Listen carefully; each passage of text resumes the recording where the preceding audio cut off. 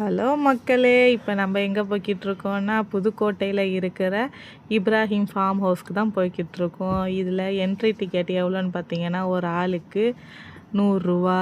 இதில் புதுசாக மாடு ஆடு எல்லாம் வச்சுருக்காங்க.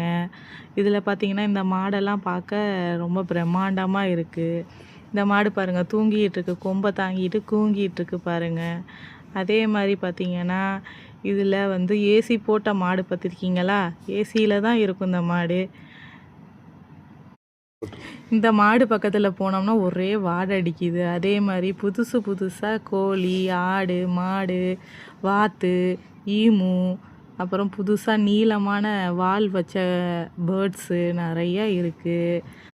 புதுசாக பார்த்தீங்கன்னா இதில் தொண்டையிலலாம் பெருசாக வீங்கின மாதிரி புறா, சுருட்ட முடி புறா.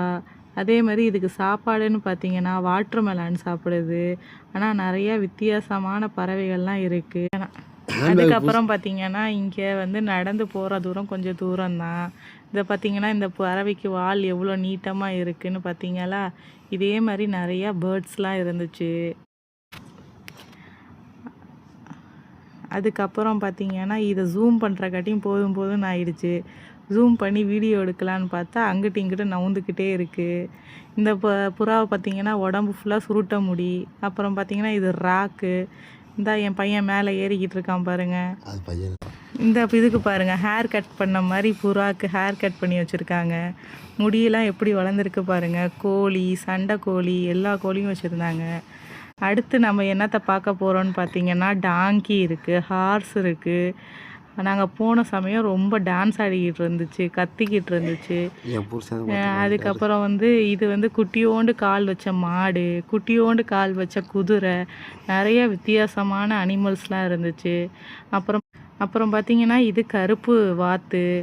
அந்த இடத்துல நின்று 2 பேரும் ஃபோட்டோ எடுத்துக்கிட்டு இருக்காங்க பார்த்தீங்களா? வாங்க அடுத்து எங்கே போகிறோன்னு பார்க்குறோன்னா என் பையன் போய்கிட்டு இருக்கான் பார்த்தீங்களா? ஈமு கோழி வந்து தின்னு போட்டு மயக்கத்தில் உட்காந்து கிடக்கு பார்த்தீங்களா?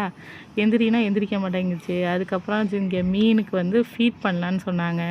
அதனால் ஃபீட் பண்ணிக்கிட்டு இருக்காங்க பார்த்தீங்களா? அடுத்து என் பையன் தட்ட மீன் அங்கிட்டும் இங்கிட்டும் நவுந்து போய்கிட்டே இருக்குது. அடுத்து வந்து இது வந்து நாங்கள் ஃபேமிலியாக தான் போயிருந்தோம். ஃபேமிலியாக போகிறப்ப தான் என்ஜாய்மெண்ட்டும் நிறையா இருக்கும். இது பார்த்திங்கன்னா காட்டு அனிமல் சிறுத்தைன்னு நினச்சி நாங்கள் பக்கத்தில் போனோம். கடைசியில் பார்த்தா இது வந்து பூனைன்னு சொல்லி சொன்னாங்க.